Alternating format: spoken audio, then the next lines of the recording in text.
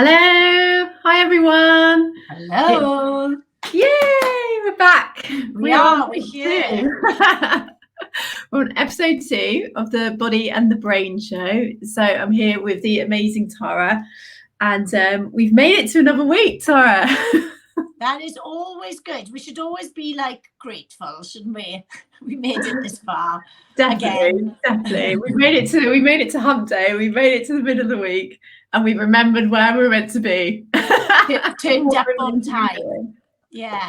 Everything just goes so quickly though. Like, have you got these things in your week where it's like, how am I doing this again? Well, I was just looking because I'm planning my next challenge and stuff, but I was looking at dates, and I was looking at a date or something, and I booked in a new client this week as well, an amazing new lady. I can't wait to work for her, VIP client. And her first call, because she's really flat out, next week is the 1st of September. I was like, oh, that's weeks away. She's like, it's not, it's the week after next thing. And I'm like, oh, no. I know. It is crazy. I remember when we were in lockdown, and I'm really bad at the names of the politicians, so do forgive me. But when they were talking about furlough and then saying, and then we're going to do this in August and this in September and then this in October. And I was like, October, Halloween. Like, my head nearly fell off thinking that this would still be going on. And here we are. It's not October yet, of course, but it will be here before we know it. And we'll be doing Halloween in lockdown. I know. But say hello, come on, let us know you're there, or if you're watching on replay. Yes. We've had a bit of a technical, I don't know if it's a glitch or something, but it doesn't seem to show up properly in the timeline. So we're going to share like mad now.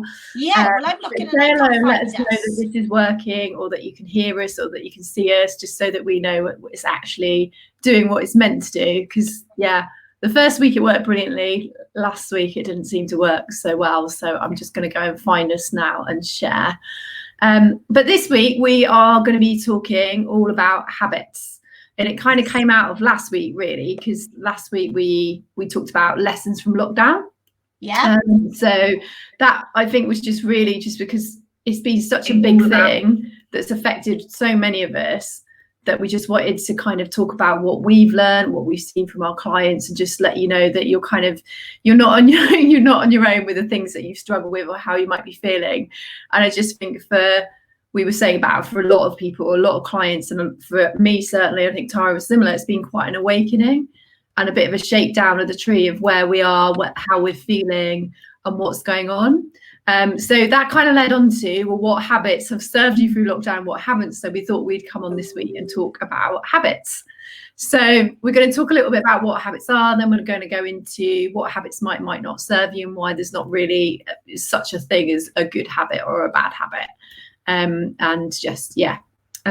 Certainly, feel free to join us and ask any comments or questions. Oh yes, we've got Sarah watching. So yes, it obviously is working. Excellent. I can't see. I've shared us so that we are on my wall, but I can't see any comments. So hello, Sarah, and apologies to anybody that I can't see. So should we start off talking about what habits are? Yeah, so obviously there are these things that we do on a daily basis, isn't it, that are going to be, either serving us or not. Things like, do you want to talk more brainy than me, about the neural pathways and how we do that in the body? I do want to take over on the things that I think you might be able to do a little bit more justice than me. All right, let's go full geek for a moment, and then I think the biggest habit that we probably all know as well is comfort eating. So it'd be brilliant to kind of dip into that a little bit, which is where your expertise will come into. Habits are just repeated patterns of behavior.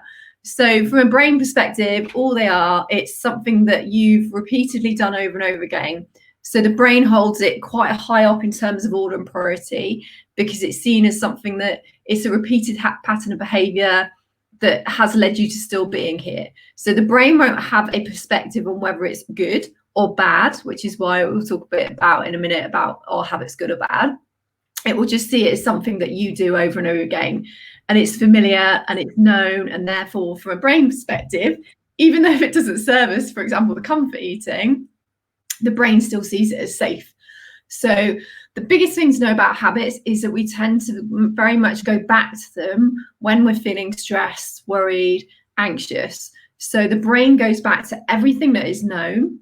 When you've kind of set yourself a goal, so say if it's just because it's easy, if you set yourself a goal to lose weight, But then when you're on that weight loss journey, if something happens, so say, you know, the shitstorm that has been this year, something's happened at work, or you've had a bit of a row with your partner and then you're feeling a bit crappy, you're not feeling great, the brain takes you back to all the known behaviors and habits and everything that is safe. So when you're feeling stressed, worried and anxious, you go back to your old beliefs, you go back to your old habits, and you go back to everything that from a brain point of view has kept you safe until now. So the brain doesn't care whether it's good for you or bad for you. The brain doesn't have that perspective. That's what you know. The brain just knows that actually, if we go back to what we know and what is repeated, what has been repeated over and over again, it just means that there's safety in that. Does that make sense? So it's a really important thing to know that with habits, it's that reinforced brain mechanism that because you've done it over and over again, it's super, super quick, it's lightning fast, it's there before you even know it. You're probably not even kind of consciously thinking about it. It's so deeply embedded in that neuroconnection's been so busy for so long.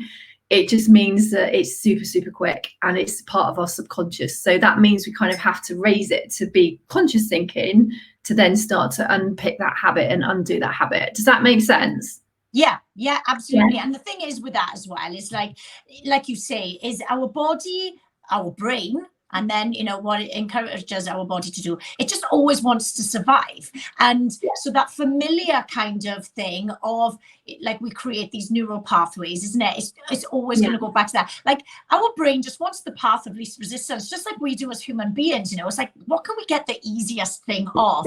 As an example, when it comes to food. So when we want food, there's this equation where our body, our brain wants to get the best value from something. So how can I get the maximum amount of something in the shortest period of time, like the least cost, the least effort? And this is going to be the same with our actions and our behaviors.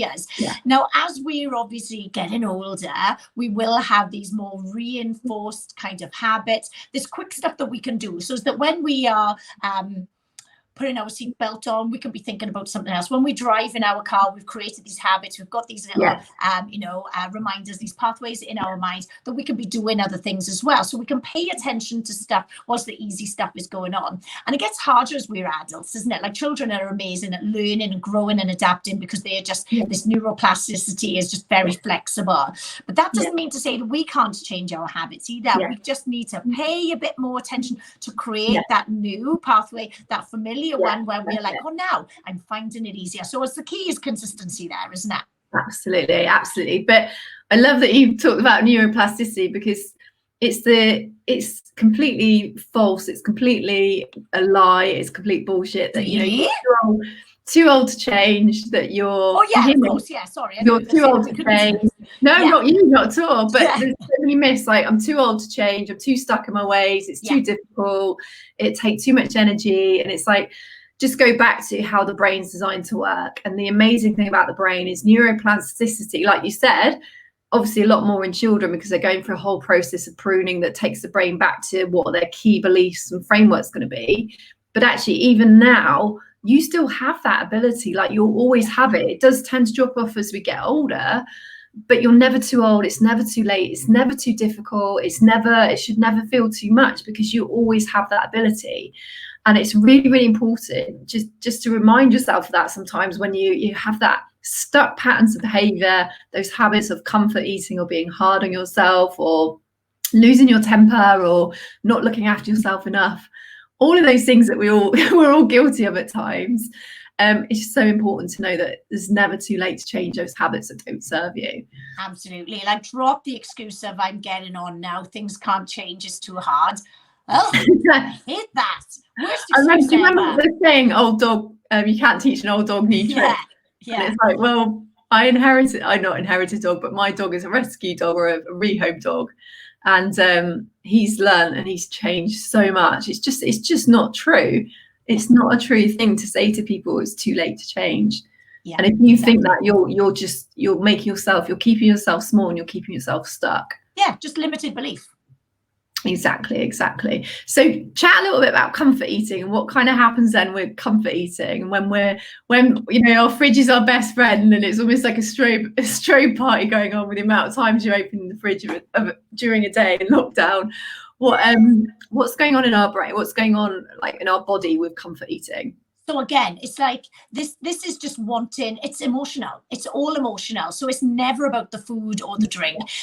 So what we will find in things like binge eating or cravings, you know, it is always going to be our body wanting to be safe and secure, and looking after us with habits that are just not going to be serving us, but we would have been doing things that weren't serving us in the first place. So let's look a little bit at, you know, what does tend to happen there. So we want that kind of nice, pleasurable feeling. And like I said just before about that equation where our body wants the maximum amount of calories for the minimum amount of effort. So when we were cave girls, and men, then what would have happened is we would have needed to have this energy to survive. But we are modern now, but our brain is still very hasn't adapted to this. And will it ever? Who knows? Who knows what we'll be like in a couple of thousand years' time? Anyway. So, whereas before, because what has this is going completely off track here now, but what we've seen with like tribes people is that they will literally drink like 1.5 liters of honey. Like that thought to me is like, but because the brain will drive them to get the maximum amount of calories, and then we've got that reinforcement with that because the dopamine levels will go off in our brain and give us that pleasure. So it's like reinforcement. You give me the calories, I'll give you that amazing feeling. And it's like drugs. So when people take drugs, they get that dopamine. When they drink alcohol, they get that dopamine. When they gamble, when they have sex, whatever it is, we've got this reinforcement going on in our brain now. It's like, oh, how can I have that hit? How can I have that hit? You know, definitely high on your own supply there, you know. So this is what we're going to get from food as well, you know, is that pleasure of getting all of these calories in, very often from the ultra processed, highly refined foods, all of those things we love, the combination and cocktail of fats and sugars, or fats and salts, which are going to be translated into chocolate or crisps or toast, or all of those wonderful cocktails. Oh my word. Well, I was doing a cocktail session with my Life Transformers last week, and I'm showing all of these images, trying to give them a nice little dopamine hit. And they've got the potatoes, they've got the broccoli, they've got whatever, and everyone's like, then all of a sudden the chocolate, the burgers, the bread and everything's coming, and like we're all, our mouths are watering. We're like, it's like Pavlov's dog. So Pavlov's dog learned that habit, wasn't it? That when he saw food, his mouth would water. When he heard the bell on its own originally, he just heard a bell. But then when the bell rang every time food was presented, you soon learned that bell means food. So then when the bell rang and the food wasn't there, his mouth was still watering. So you can see how this learned behavior, this relationship and reinforcement with what was going on with our external stuff is reminding us of, this makes me feel good. Oh my gosh, my brain wants this. It's making my mouth water. It makes me want to eat it.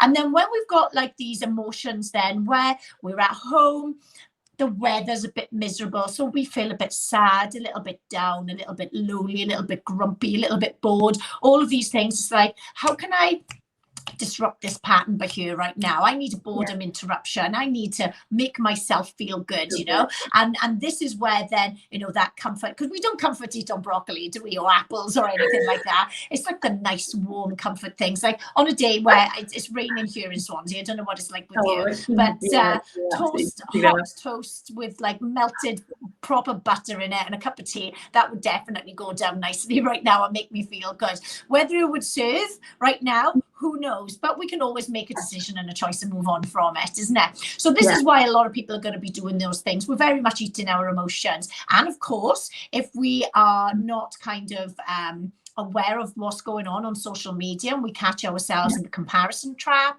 and then we start to internalize that, and then we think in our mind, oh, I need to be slimmer, I need to be better. So people will deprive with their food, but then when you deprive so much and then those low emotional states come in, that's going to lead to binge eating, comfort eating, emotional eating, that type of stuff. So this is all stuff that's going to go on with, you know, our emotions, and we must pay attention to this. Excuse me. But again, our habits are very much what can protect us against these types of things. So when we talk about habits, like those simple things that we do on a daily basis, which are going to just reinforce our how we want to live, how our values, good habits, and practicing those, and it's going to make it easier. Like, you know, making sure that we have good bedtime routines and good morning routines, making sure that we drink water and we stay hydrated, planning and structuring meals rather than just grazing our way through the day and then not realizing, oh, all I've done is kind of mindlessly comfort eat and graze and snack and everything. So you can see how these habits can kind of sometimes be fine for us, but for the majority of the time not serve us, particularly when we want, you know, we've got goals that we want to achieve and we want to be physically, mentally alert and, you know, switched on. And the food that we eat is going to have an impact on how we think, our clarity, our focus, and our energy as well. Yeah, absolutely. Absolutely. There's a couple of bits that I just wanted to pull out there. So the first thing is that, so comfort eating specifically is our first ever habit. So it's obviously started when we were a baby. How many times, you know, did we cry for attention or because we wanted something, and we were generally met with something that was sweet and satiating. So whether that was breast milk or bottle milk. So it's our deepest, most enrooted, is that a word? Yes, it is now. It is now. Enrooted, I'm going with it. Enrooted habit. So it just means that it's already there. It's the foundation pretty much for every adult. And it's something that we go back to again and again. So that habit, just to say, like, it's not there's a different thing for me between blaming yourself and taking the guilt and the judgment on yourself for that habit, or just saying, actually, this was a habit that I've had all my life. This is a habit, you know, pretty much every adult's had all their life. Of course. Therefore, what do I want to do differently about it? And how do I want to shift it? And it's just that recognition of, take away the blame and guilt and judgment. Your brain is just playing out your oldest habit that you've had from the start of your life. So actually, you know, have that kindness approach, have that leading with love, have that, you know, it's not about berating yourself or making yourself feel bad for it. It's just something, it's in human nature. It's just part of our brain design.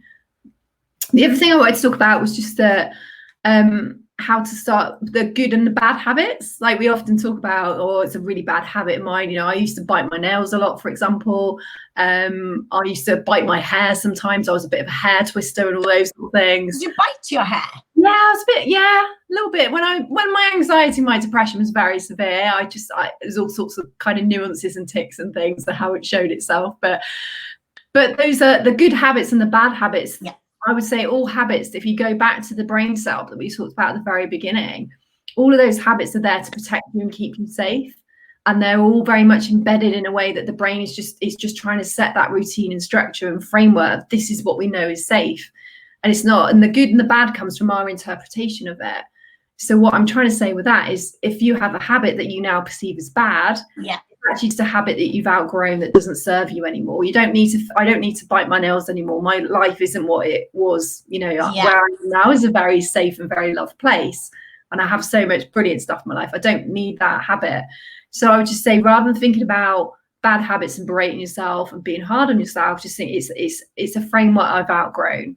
So the analogy I use with a lot of my clients around beliefs, we talk about beliefs in a similar way. I used to have a Mickey Mouse jumper when I was growing up that was reversible. I was a late 70s child, and I wouldn't wear that now because I've outgrown it. It wouldn't fit me, but also it's not my taste anymore. I'm a leopard print or animal print girl, and you know, loud, bright clothes like Tara. So, but it's not good or bad. So if you label it good or bad, you're then, you know, being hard on yourself. You're judging yourself.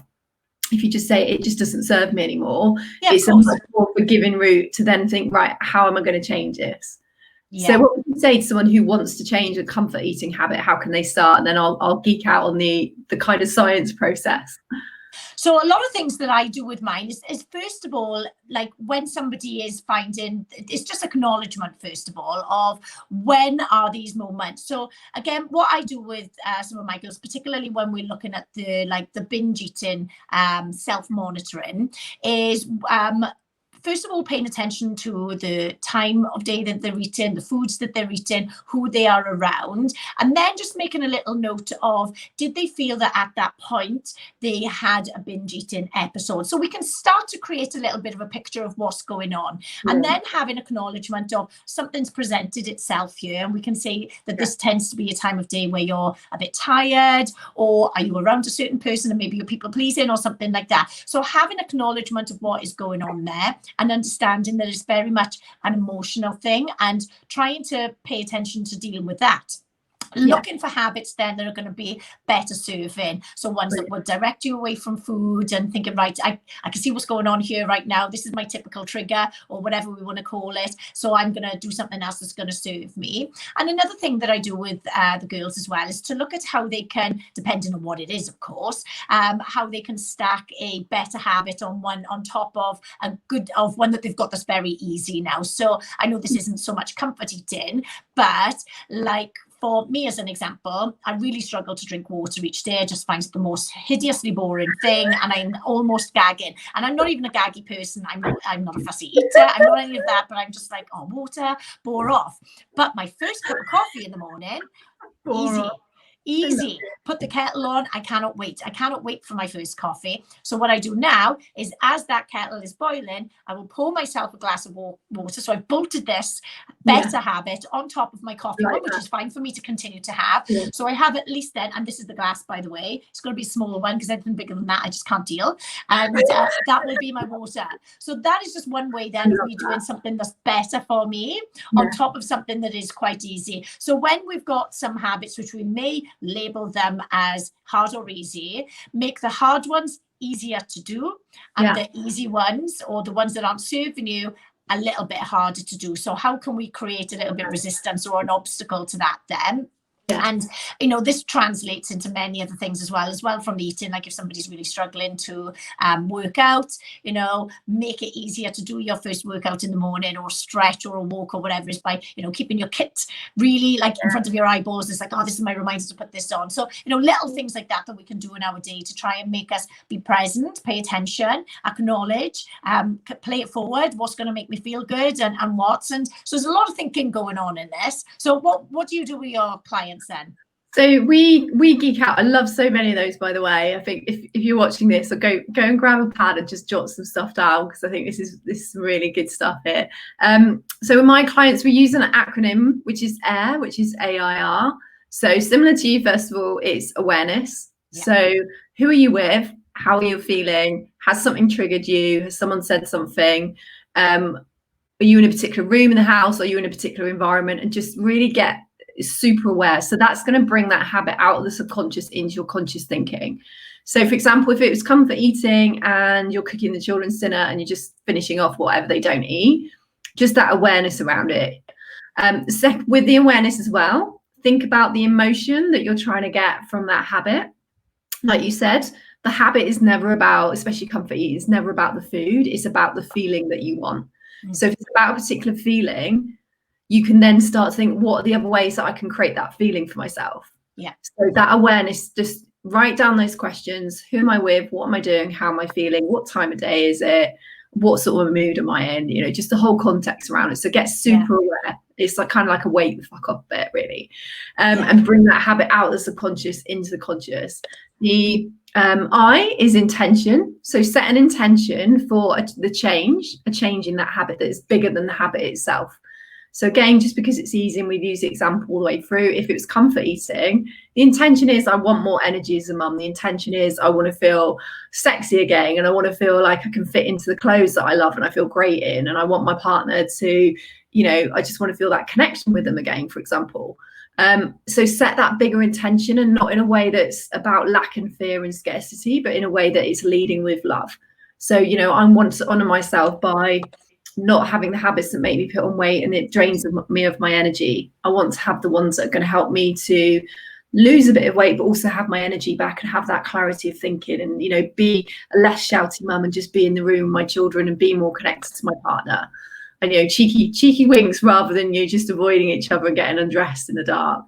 So that's intention. So set that big intention. You should feel it in here. It should be, you know, very emotional. And also, if you go back to awareness, what is the emotion you want it to feel? And think about that. And then the final one, R, is just set some reps. So you're literally gonna, what is the habit that serves you more? And you're gonna, again, if you go back to the what we started with at the beginning, the geeky neuroscience behind this, So the habits that stick, the beliefs that stick, are the ones that are the most prominent, that we see the most, that we hear the most, that we experience the most. So think of it like a train track. The busier the train track, the more that train line is going to be one that stays. So it's the same thing. The busier that neuro connection, the more deeply embedded it becomes, the more automatic, the more subconscious it becomes. So set some reps of a new habit, and make that habit not something that's, you know, over here, that so it's too big and too scary. Like I'm never gonna eat, I'm never gonna stack off my children's plates again or comfy. It's like, well, that's, you're setting yourself up to fail. Yeah. If I need to comfy, I'm gonna have something in the house that's better for me. Or when the children eat their dinner, I'm gonna have a snack. You know, set yourself up to win, and then set some reps each time, reconnecting to that intention, because that bases it in the feeling. The brain loves change that is based on a feeling that you're searching for. When you make change, you base it in a feeling. It just, because it's like rocket fuel. It makes it happen. The brain doesn't care about the goal. The brain cares about you feeling the feeling. So if you use that acronym, AIR, awareness, intention, and set some reps, add on Tara's brilliant stuff as well around just, you know, getting that awareness, but also what's the relationship between habits, and make it hard for yourself or easier for yourself for the good habits. And I think that's a really great place to start, actually. So I don't think there's anything else. I think that's a good point to call it a day for today.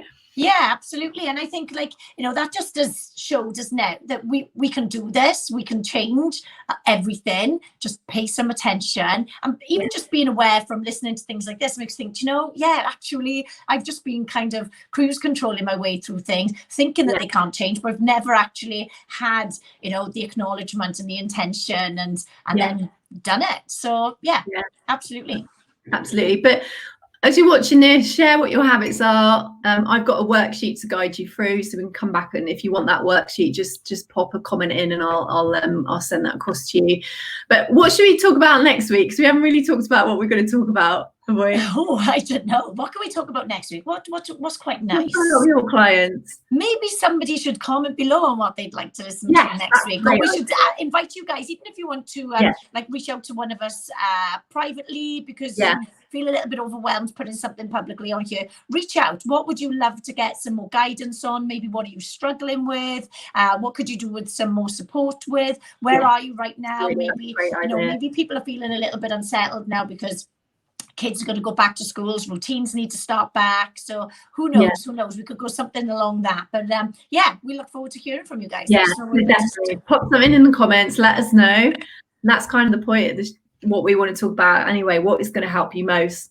Tara covers health and fitness and all that great stuff. Hopefully I can help you with the geeking out on the brain stuff and how to actually, you know, make it stick in your life. So, and that clarity and that confidence. So yeah.